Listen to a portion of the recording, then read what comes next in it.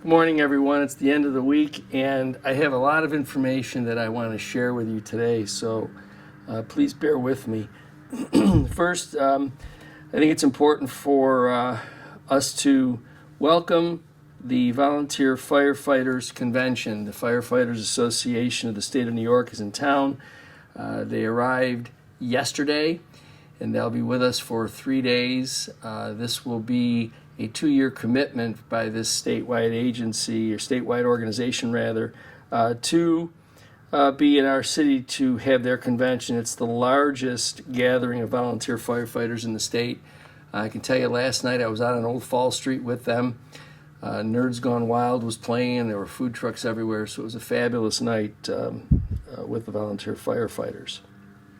Today at the Duke Center, we'll be celebrating with our seniors the Summer Sizzler Cookout. Residents are invited for hot dogs, hamburgers, just a good old-fashioned picnic. We had our first of what I hope are many golf camps for young kids out at the Hyde Park Golf facility. I was out there on Wednesday with some of the young golfers, and it's great to see some young kids out there learning the game of golf from some individuals who have volunteered to act as instructors, and so it was a good opportunity for young people to be out enjoying the game of golf. We continue to have our street repair project underway. We had some difficulties out at the Independence Avenue reconstruction. Difficulties with the density of the soil. Nothing wrong with the soil in terms of environmental issues, but just the ability for the soil to hold the weight. It's been an ongoing problem there, and so when we did some soil testing, that became obvious, and so we had to work out how we would create the density so that once we redo that street, we won't have any problems related to the density and the ability to hold the weight for vehicles of any type to go down that road. So while the project has been delayed at Independence Avenue, it is still scheduled to get underway this year. Much has been said about the event center and the park. And there's nonsense about legacy projects.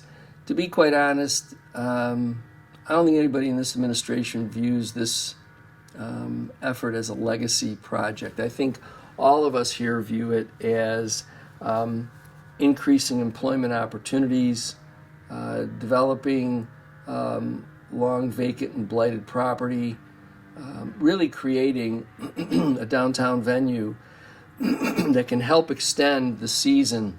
And so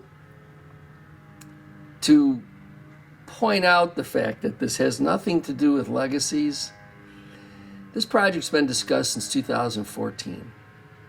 In 2014, there were conversations circling about whether or not the Bills would relocate their stadium here, and if that didn't happen, perhaps what the city would do is finally build the event center that Governor Pataki talked about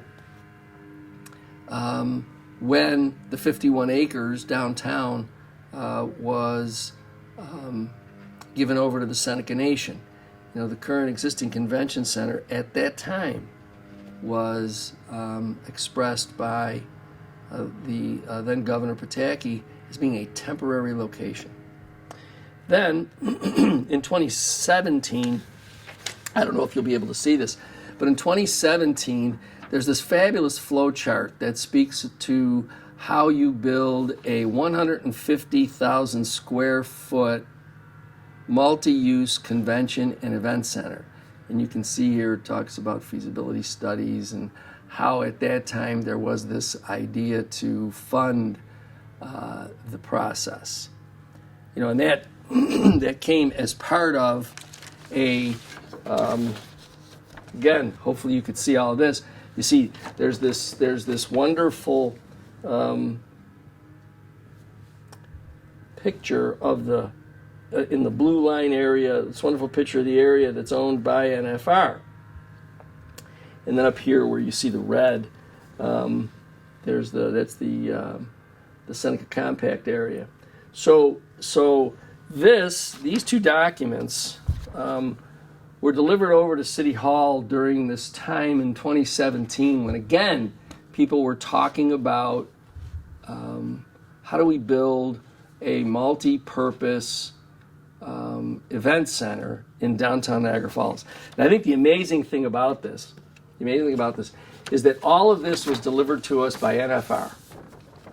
It was Niagara Falls Redevelopment that pitched this plan back in 2017, and that resulted in fact, they even financed a 2018 report, and in many ways that report supported the notion of an event center once additional hotels were constructed downtown. We know that has happened over the course of the following years. So you've got this project proposed by NFR back in 2017, 18. They were even behind the discussions in 2014. NFR delivers this flow chart of how the entire project can get off the ground and be financed. And then shockingly, now they will tell you that somehow or another their idea is not the best location or the best idea. Unfortunately, money has an awful lot to do with how some people make their decisions. And, it's unfortunate that some candidates for office have accepted donations from Niagara Falls Redevelopment, and it's kind of colored their vision of whether or not this project can in fact improve the experience for locals, not just tourists, but for locals, from the perspective of entertainment as well as from the perspective of employment. It's unfortunate that that's what has happened, and hopefully they'll see the light that NFR does quite a bit of that. They sprinkle a lot of money around, and then the property just continues to look just how it looks here, empty.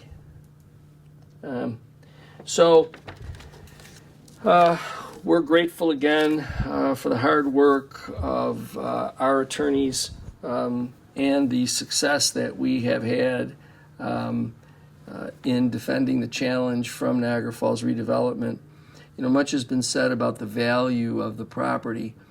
It's incredible that Niagara Falls Redevelopment put in documents under certification that the total value of the parcel that we are seeking to obtain, the total value was $589,000 for that property. That's the value.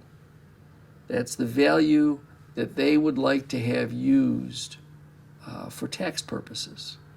That would be the full value of that parcel.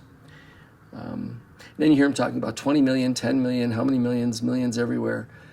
I think all of us see through that. We see through the fact that on the one hand, they don't even think the property's worth $1 million when it comes to having to pay taxes.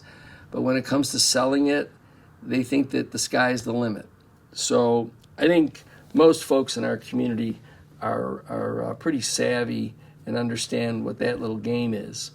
But in any event, we're going to continue to work toward obtaining that property for fair value, and then moving forward with our project. I mean, the one thing that still is sort of shocking to me is that while NFR speaks to a project that they have, this data mining center, the property that they're looking to put it on isn't zoned for that.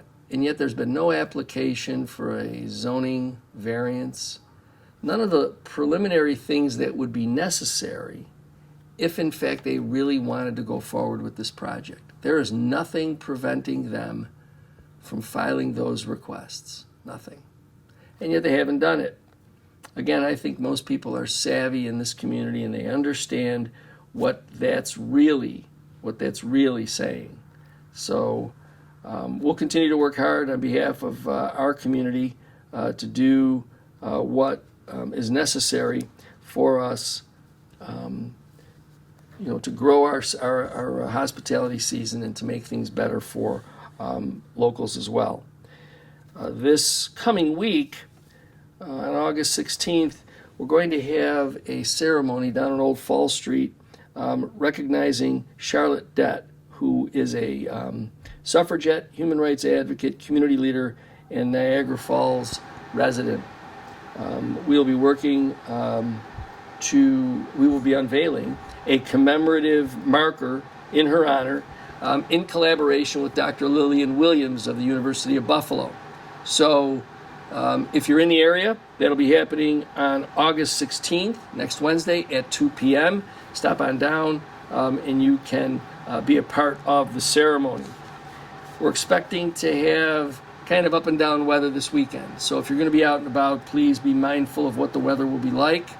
There'll be a number of things going on all throughout our community, as there usually are on these summer weekends. So again, if you're out there, just be careful, be safe, and have fun.